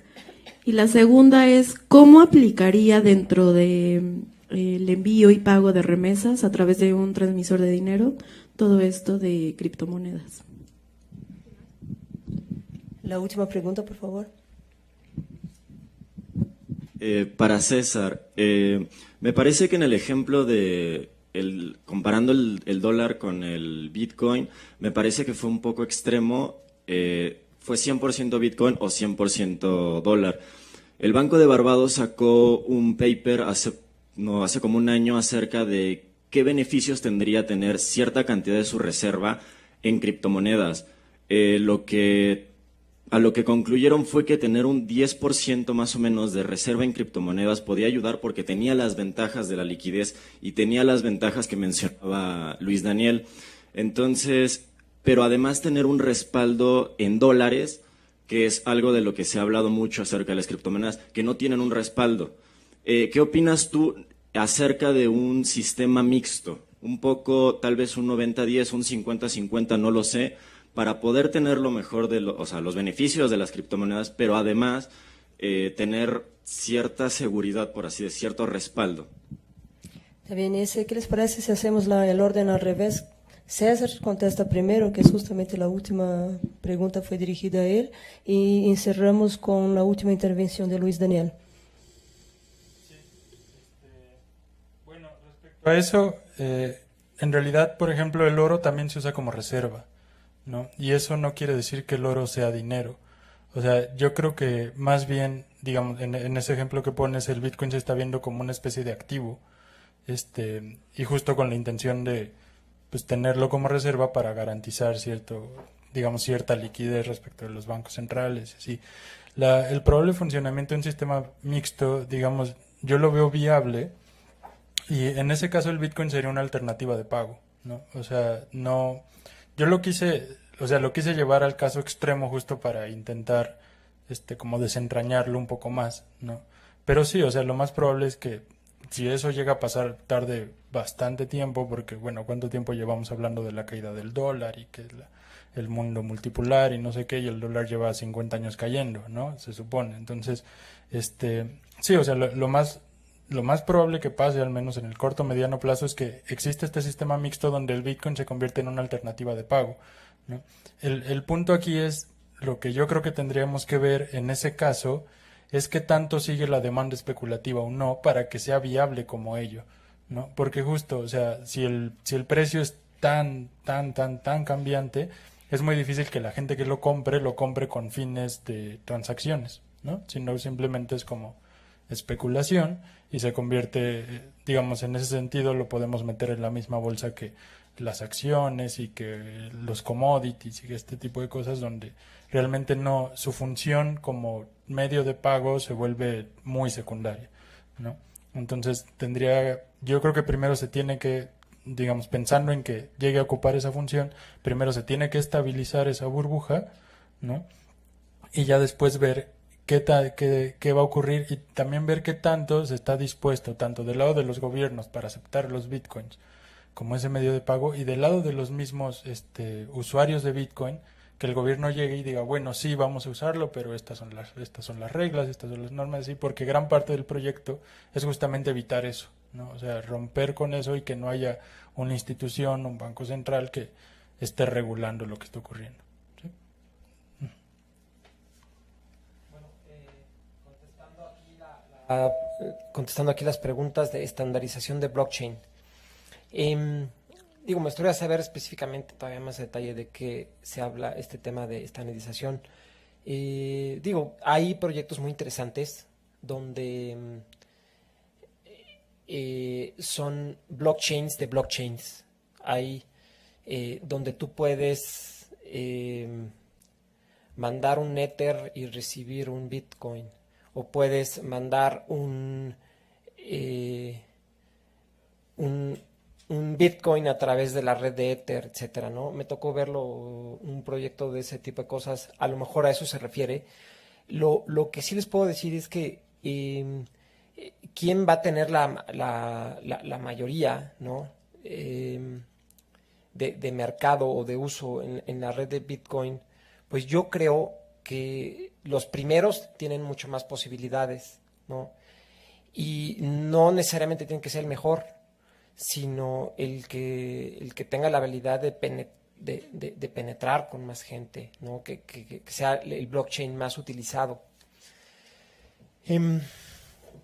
Y bueno, por ese lado es lo que yo entiendo como estandarización de blockchain, ¿no? Todos los bancos centrales tienen sus proyectos para hacer en algún momento dado tener este agregado monetario más. Todos lo tienen, el Banco de México lo tiene, ¿no? Este proyecto, cuando yo lo presenté ante Banco de México, fue una experiencia muy curiosa porque fuimos varios bitcoiners, fuimos con gente de Bitso, fuimos 5 personas, y la primera, para mi sorpresa, estaban perfectamente enterados de qué es lo que estábamos hablando, ¿no? La gente técnica lo sabía muy bien, conocía el protocolo muy bien. Pero el primer comentario que me llamó la atención es cuando la directora de pagos, de sistema de pagos, dijo, no hombre, o sea, pero ¿cómo andan en esto? O sea, Bitcoin va a durar 6 meses. No le doy 6 meses, ¿no? Eso era cuando tenía un capital de mercado de más o menos $2,000 millones, ¿no? Y hoy tiene, bueno, pues cerca como $500 millones, ¿no? Y bueno, pues realmente pues no sabemos qué va a pasar, etcétera. El caso es que está teniendo un crecimiento y una aceptación muy, muy importante. Se sorprenderán si les comento que Bitso, por ejemplo, la casa de cambio aquí en México, maneja al día en transacciones de 6 a 12 millones de dólares diarios de bitcoins, ¿no? Ya manejan más dinero que muchos bancos pequeños, ¿no? Es impresionante. Y bueno, la siguiente pregunta respecto a capacitación. Hay un autor que yo lo recomiendo mucho, además de conocerlo personalmente, ya de varios años, y vino aquí a México. Se llama Andreas Antonopoulos, ¿no? Tiene un apellido en griego. No he conocido otra persona que explique de una manera tan bonita y clara lo que es Bitcoin y lo que propone. Entonces, están sus videos, está libros, es desde mi punto de vista el mejor autor, ¿no? Ahora bien, sobre el tema de remesas, pues ya se están haciendo.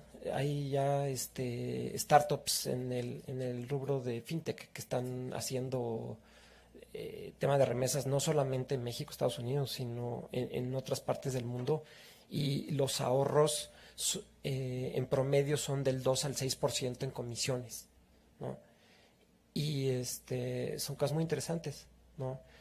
Básicamente ahí para lo que se utiliza Bitcoin es solamente como transporte de valor, pero no que, la gente ni siquiera se entera que sus remesas las está mandando por Bitcoins, ¿no? Simplemente llegan y ya, pero por detrás se está comprando el Bitcoin de un lado y por otro lado vendiéndolo. Ahora, por el problema que hay de la fluctuación, pues bueno, son procesos que están automatizados que duran prácticamente segundos, ¿no? Donde se hace la operación para evitar diferencias en tipos de cambio, pero ya se hace un porcentaje, hay startups con mucho éxito en el tema de remesas, ¿no? Perfecto. Ese es justamente, yo creo que la reflexión que ese último comentario también trae en términos de flujos internacionales de capitales, ¿no? Entonces, cómo la criptomoneda está siendo un vaso, un navío mismo que cruza fronteras y burla legislaciones nacionales de una forma tremenda. Bien, la idea era realmente avanzar tanto en ese tema fascinante de las potencialidades a partir del uso de las cadenas de bloque en términos de transacciones financieras, pero no nada más quedar en esa lectura celebrativa y celebratoria, ¿no? Pero también hacer una reflexión un poco más profunda respecto del impacto en términos de inestabilidad financiera que eso podría generar, pero es innegable la idea de extrapolar esa tecnología más allá del ámbito financiero, como estaba diciendo Luis Daniel al principio, ¿no? La cuestión de transparencia, de control, de seguridades, por ejemplo, en el proceso político, ¿no? Que nosotros somos de países en los cuales el proceso político sería muchísimo beneficiado de ese tipo de práctica, ¿no? Bueno, entonces es justamente, yo creo que fue muy rica la sesión para empezar a avanzar en ese cruce entre la lectura de las posibilidades tecnológicas que están involucradas en la discusión de la criptomoneda, pero además dar un pasito más allá en la reflexión en términos de impacto en la economía. Y ahí sí la teoría económica nos puede ayudar a interpretar un poco mejor ese fenómeno sin estar perplejos delante de ello, ¿no? En ese sentido, muchísimas gracias a nuestro conferencista, a nuestros comentaristas, muchas gracias a ustedes. Una vez más, hemos tenido problemas con el webcasting, pero se grabó la sesión, entonces a la brevedad lo vamos a subir a la página de YouTube del Seminario de Economía Fiscal y Financiera, SEMECOFIN, y ahí dejamos la liga en el Facebook del Instituto para que aquellos que quieran ver una vez más nuestro evento. Ahí está. Muchísimas gracias. Que tengan bonita tarde.